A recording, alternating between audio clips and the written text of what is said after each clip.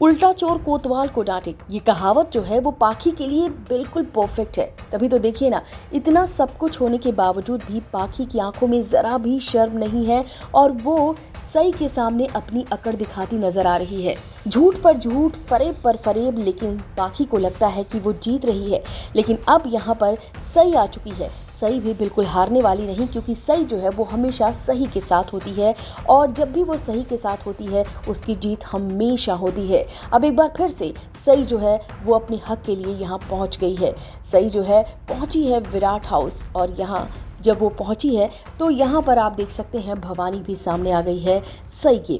लेकिन यहाँ पर सई जो कहती है उसे सुनने के बाद पाखी के होश उड़ जाते हैं। पाखी जो है वो समझ नहीं पाती कि आखिर सई जो है वो ये सारी बातें क्यों कह रही है और फिर इसी के साथ ही पाखी बन जाती है जासूस और वो पता लगा लेती है कि आखिर इतनी ज़्यादा पीछे क्यों पड़ी है वीनू के सई।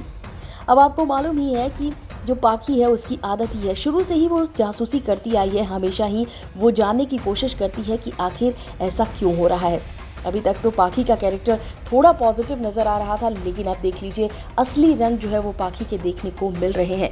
फिलहाल यहाँ पर जब सई ये देखती है कि पाखी की इतनी अकड़ है और वो भी बिना बात की अकड़, यानी कि आप सबने देखा ही कि सब कुछ किया पाखी ने ही सई से विराट को छीना और साथ ही साथ उसके बच्चे के साथ भी काफ़ी अजीब पेश आई और यही वजह थी कि सई को घर छोड़ना पड़ा। लेकिन किसी भी बात को लेकर पाखी जरा भी शर्मिंदा नहीं है। उसे ये भी नहीं एहसास हो रहा है कि उसने बहुत बड़ी गलती की है और उसे अब चीज़ों को शॉर्ट आउट करके विराट और सई को मिलवा देना चाहिए, क्योंकि विराट जो है वो पाखी को प्यार करता ही नहीं है और सब कुछ सिंपैथी की वजह से हो रहा है। मेकर्स जो है वो लगातार पाखी को लेकर सिंपैथी दिखा रहे हैं, जिसकी वजह से फैंस का भी गुस्सा 7वें आसमान पर है।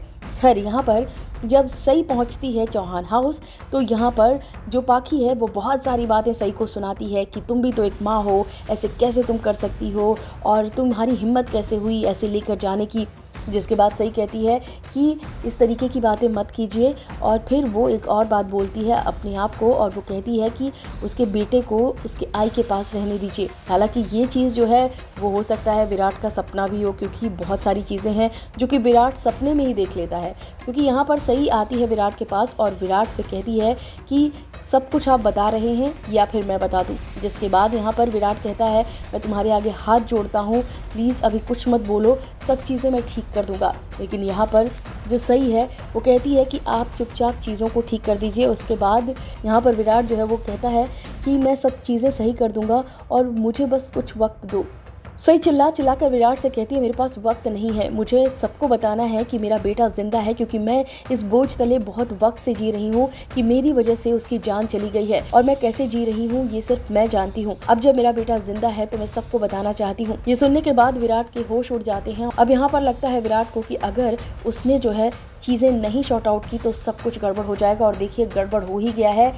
पाखी जो है वो जासूस बनकर सब कुछ पता लगा चुकी है और पता लगने के बाद वो यहाँ से लेकर उसे भाग चुकी है।